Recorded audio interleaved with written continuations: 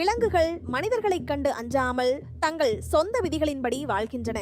அது வேறு எதுவும் இல்லை, தென் அமெரிக்க நாடான ஈக்வடாரின் கட்டுப்பாட்டில் உள்ள கலாபகஸ் தீவுகள் தான்.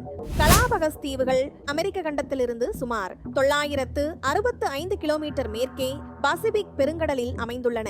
இவை ஈக்வடார் நாட்டின் ஒரு மாகாணமாகும்.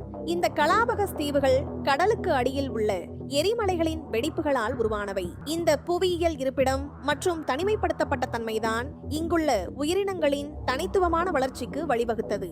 1835ஆம் ஆண்டில் இளம் இயற்கை ஆர்வலராக இருந்த சார்லஸ் டார்வின் கப்பலில் உலகை சுற்றும் தனது பயணத்தின் போது இந்த கலாபகஸ் தீவுகளுக்கு வருகை புரிந்தார். டார்வின் தனது பயணத்தின் போது ஒவ்வொரு தீவிலும் உள்ள உயிரினங்கள், குறிப்பாக பிஞ்ச் பறவைகள் மற்றும் ராட்சத ஆமைகள் ஆகியவற்றை கூர்ந்து கவனித்தார். ராட்சத ஆமைகளின் ஓடுகளின் வடிவங்களும் ஒவ்வொரு தீவிற்கும் மாறுபட்டன. கலாபகஸ் தீவுகளின் மிக முக்கியமான மற்றும் தனித்துவமான அம்சம் இங்குள்ள விலங்கினங்கள் தான்.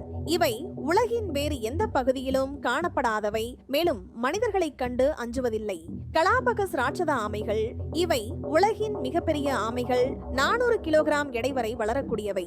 இவை 100 ஆண்டுகளுக்கு மேலாக வாழக்கூடியவை.